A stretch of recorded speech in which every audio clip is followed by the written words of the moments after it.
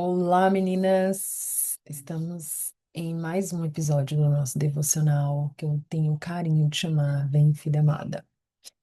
E hoje vamos falar, geralmente eu dou um título depois, né, que eu termino, mas hoje eu já dei um título para esse episódio 9 que se chama Deixa Deus curar as raízes do orgulho e da ofensa.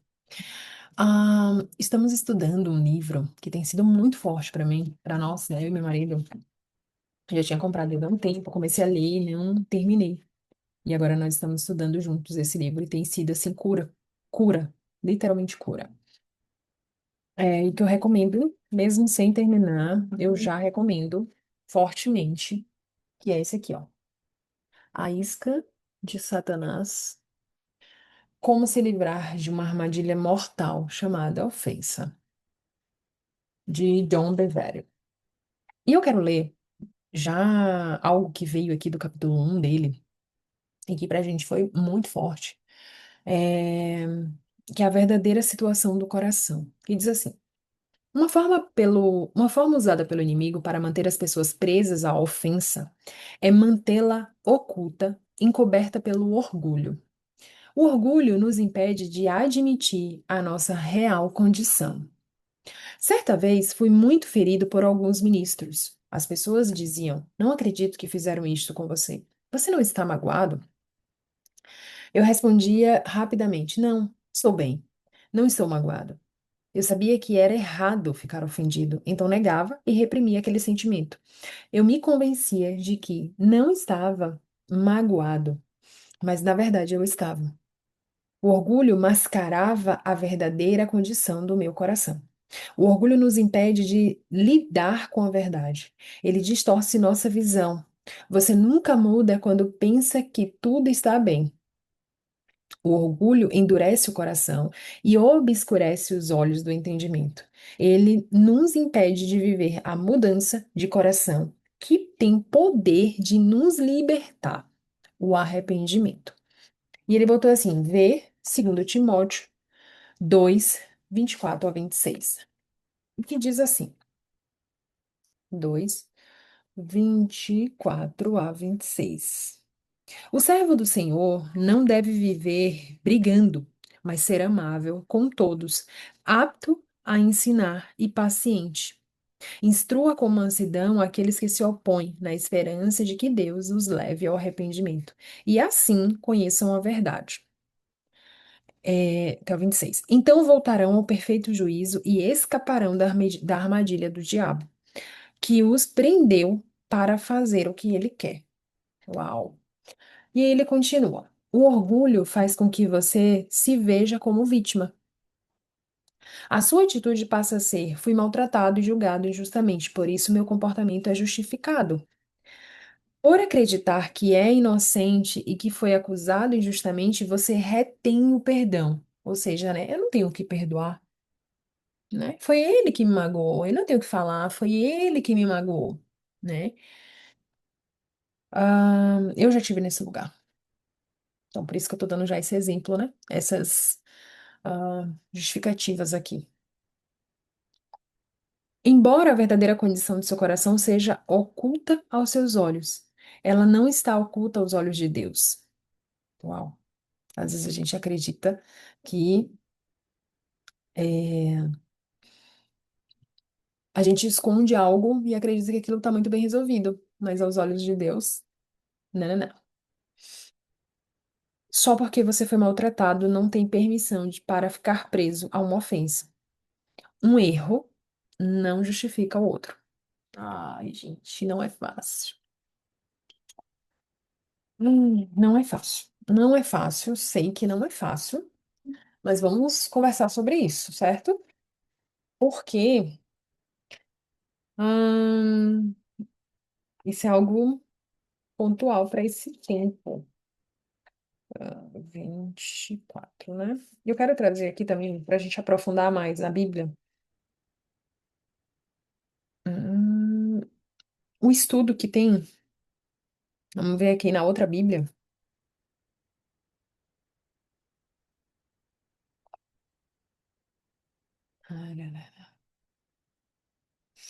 Diz o seguinte, que essa Bíblia do meu marido de estudo aqui é diferente, mas eu quero 24. Vamos lá. Só que ele tem um estudo do 25.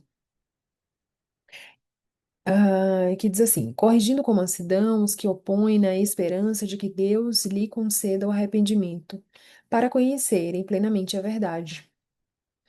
E aí o 26 diz: e que retornem à sobriedade para para realizar a sua vontade, livrando-se do laço do diabo, por quem foram feitos. Ele diz: isso indica que quanto aos que se opõem à verdade, é o coração e a consciência que estão em questão. A verdade é a revelação do Deus vivo e da sua economia.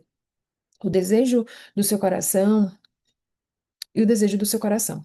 Para receber a revelação divina, o coração e a consciência precisam ser exercitados corretamente para com Deus. O coração deve estar voltado para Ele, direcionado somente para Ele, e a consciência tem de ser pura e estar sem ofensas diante dele.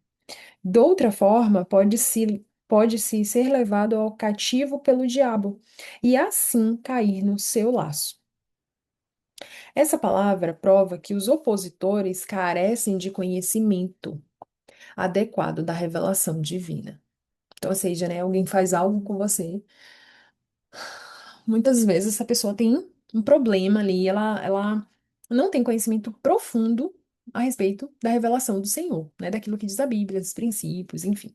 Só que se você tem isso, né? Muitas vezes a gente faz oração, Senhor, quero se parecer com o Senhor, quero se parecer com Cristo e tal, mas como é que Cristo agiria verdadeiramente nesse lugar? Ai, ai, ai. Torna-se sombrio novamente acordar do entorpecimento da embriaguez. Isto é, para a vontade de Deus, para fazer a vontade de Deus. Isso indica que os opositores da verdade foram capturados e são mantidos no laço pelo diabo. O inimigo de Deus ocupa sua mente, reproba com erro e nega a entrada de Deus. E assim como fez com os fariseus. Esses opositores precisam voltar-se a Deus no coração e lidar completamente com a sua consciência. Ahn, uhum. Então, ou seja, né? É muito forte essa palavra, porque quando alguém nos machuca, né, a gente prontamente se ofende, e isso, humanamente falando, é natural. Mas quando a gente entra nessa consciência de misericórdia e de entendimento de que também nós somos errantes e que para Deus não existe pecado, pecadinho e pecadão, é tudo pecado. E graças a Deus, né, literalmente, graças a Deus, ele tem a consciência de que o único que passou por essa terra sem pecar foi Jesus. O único, o único. Muitas religiões, né, principalmente o catolicismo, traz algo sobre essa santidade, né, traz essa questão dos santos ali, e alguns até tentam, até traz comprovações, né, a respeito de alguém que passou por essa terra, entregando sua vida para Cristo. E, ok, mas essa pessoa, ela não pode ser colocada como santa, porque só Jesus pode levar esse título. Santo é uma pessoa que não pecou, não pecou nem em pensamento, sabe? Então não tem como, por mais que traga essas comprovações, não tem como. É bíblico isso, né? A gente precisa aprofundar muito nesse assunto para a gente não se enganar. Então é importante a gente ter o cuidado, porque o Senhor fala sobre idolatria, né? Então, quando a gente coloca alguém, um humano como nós, no lugar de santo, por ele ter dedicado uma vida para Cristo, na minha opinião, isso não é correto diante daquilo que, diante do que a Bíblia ensina, né? Não tô querendo polemizar aqui, tô aberta até, né, para quem é aí, que segue a religião católica, enfim, a gente quiser fazer essa troca, mas é pelo que eu sou ensinada aqui dentro desse contexto bíblico, né? É, a gente vai, quando o véu, se Jesus Cristo ele foi para aquela cruz, sinal que teve nítido ali foi o véu se rasgou. Então a gente não precisa mais é, invocar outros nomes. Obrigada, filha. Obrigada, tá? Te amo. E esse ato fez com que a gente tivesse livre acesso a Deus, né? Então, sim, a gente pode ter intercessores, né, que nos ajudem em oração, né, para que isso é importante, né? No nosso contexto aí, isso é importante, mas a gente só não pode, só pode ter o cuidado, porque o Senhor, a Bíblia fala, né, sobre idolatria. Então a gente não pode estar invocando outras coisas, deuses, né, digamos assim, é, sendo que a gente tem livre acesso, né, a Jesus, a Deus. Né? Hoje a gente pode ter isso através dessa entrega de Jesus para nos salvar, tá? Então, fechando esse parêntese aqui. Mas voltando, assim, sobre a questão do orgulho e da ofensa, a gente precisa ter muito cuidado, e eu venho falando aqui com vocês sobre sondar o coração, né? Sobre sobre a gente sondar, porque muitas vezes é sutil, né? O inimigo, ele é astuto. Ele é muito sutil, às vezes, nas coisas que ele faz. E às vezes ele coloca a gente num lugar de dependência a ele por falta de conhecimento. Então, voltando aqui, né? Vida real, gente. Então, a gente tem que ter bastante cuidado, né? Com, com as ofensas, né? Obviamente, Karen nos fere. A gente sente, né? Somos humanos. Mas aí eu pergunto, né? Você acha que quando Jesus, eh, ele foi ferido, né? Ele foi humilhado, negaram ele, você acha que ele não sentiu? Mas ele não se entregou para aquela armadilha de Satanás, né? De alguém o que eu quero que vocês entendam é, não é porque alguém errou que você tem o direito de errar também, perder a tua salvação, perder a tua comunhão, perder o teu relacionamento com Deus. Entende?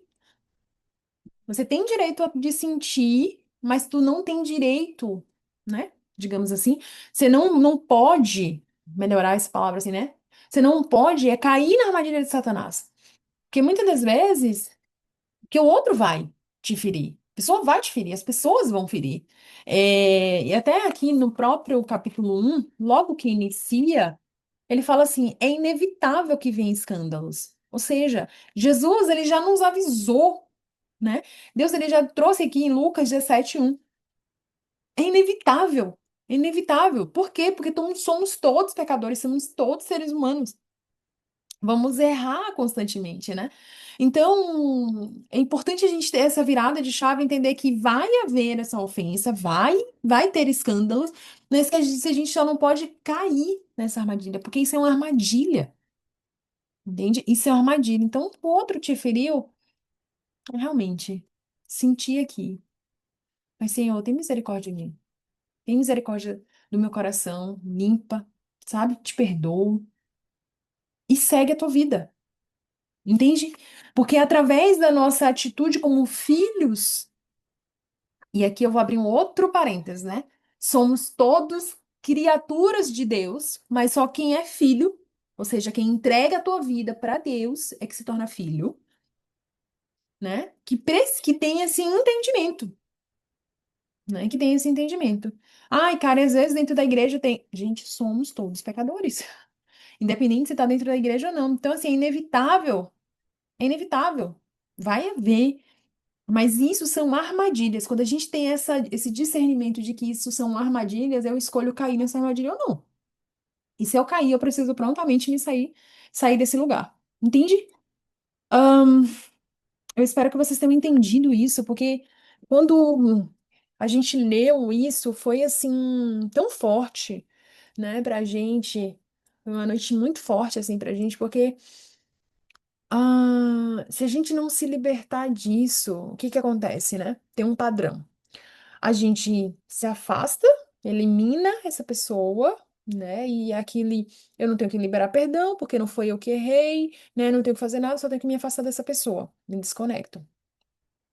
Esse é o primeiro ponto. E daí, tu também não.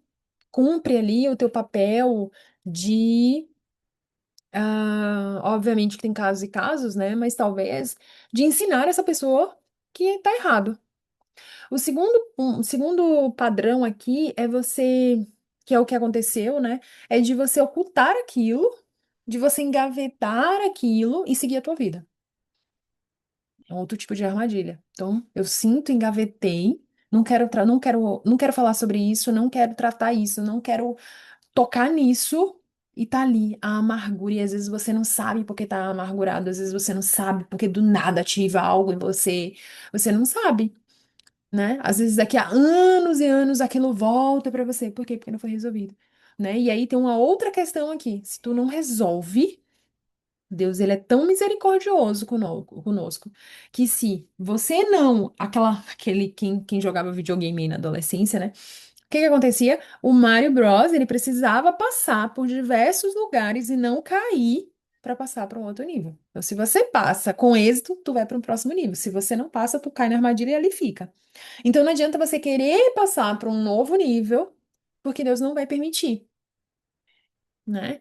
Não adianta você cair na armadilha e achar que não caiu, entende? E a gente precisa ter muito cuidado, porque aqui em Apocalipse 4, né, depois ele até fala sobre isso, que em Apocalipse 4 não, Apocalipse 3, 18 até 22. É, eu vou começar do 15. Sei de tudo que você faz. Você não é frio e nem quente. Desejaria que fosse um ou outro. Mas, porque é como água morna, nem quente nem frio, eu vomitarei da minha boca. Ou seja, se a gente fica um pé lá, outro cá, finjo e sigo, como uma pessoa morna, né? Ai, ai, ai. Você diz, sou rico e próspero, não preciso de coisa alguma, e não percebe que é infeliz, miserável, pobre, cego e está nu. Ui. Eu aconselho a comprar de mim ouro purificado pelo fogo, e então será rico. Compre também roupas brancas, para que não se envergonhe da sua nudez, e colírio para aplicar nos olhos a fim de enxergar. Eu corrijo, disciplino aqueles que amo. Por isso, seja zeloso e arrependa-se. Presta atenção, estou à porta e bato. Se você ouvir a minha voz e abrir a porta, entrarei e juntos faremos uma refeição como amigos. Então, ou seja, se a gente permite que o Senhor, Pai, tá doendo, preciso de ti, tem misericórdia, me ajuda. Ele entra e ainda faz refeição conosco como amigo. Uau.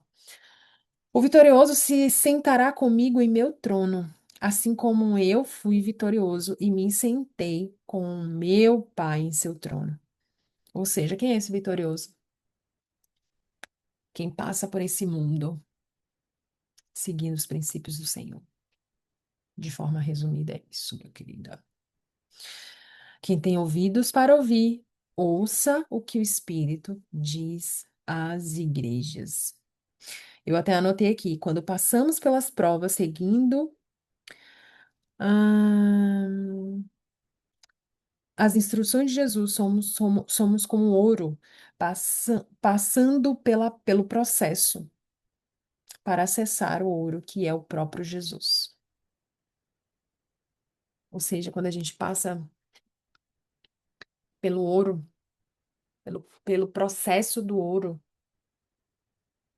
a gente acessa o ouro que é Jesus. Então, que vocês possam entender e ter atenção. Muitas das vezes, você foi magoada através de um relacionamento, através de um relacionamento de amizade, né? Através de situações, abusos, né? Mas que você entenda que existe uma armadilha do inimigo de querer deixar você presa naquele lugar. e te impedir de viver o extraordinário de Deus. E isso é um processo também de orgulho, de não querer olhar para isso. E também não se submeter ao processo do Senhor, de deixar que Ele cuide de você, de ele, de você deixar que Ele limpe as tuas feridas e faça dela testemunho vivo, testemunho vivo. Então, eu não estou aqui querendo, obviamente que tem situações e situações, mas que são bem sensíveis, mas que você entenda que o Senhor quer te curar e Ele não quer te deixar presa no laço do passarinheiro, que é o inimigo, tá? É, Então, que a mão do Senhor esteja sobre vocês ao receber essa palavra. Sei que foi bastante informação, talvez a gente tenha que depois destrinchar um pouco mais aqui, mas que essa palavra, você deixe essa palavra ecoar aí, né? Que o Espírito Santo toque em você, te trazendo à memória tudo aquilo que está oculto e escondido. Que você, que a mão do Senhor te alcance, né? E você consiga se libertar de amarras que talvez nem você imagine, nem você imagina, de situações às vezes que foram mínimas, mas que te causaram algo muito maior ao longo da tua vida. Então eu peço que o Senhor te alcance, alcance o teu coração, que Ele traga a luz, porque quando a luz vem, nada que está em oculto, né, fica escondido. Em nome de Jesus, em nome de Jesus. Estou à disposição, se vocês quiserem papear sobre esse devocional de hoje. E que Deus abençoe vocês. Até o próximo.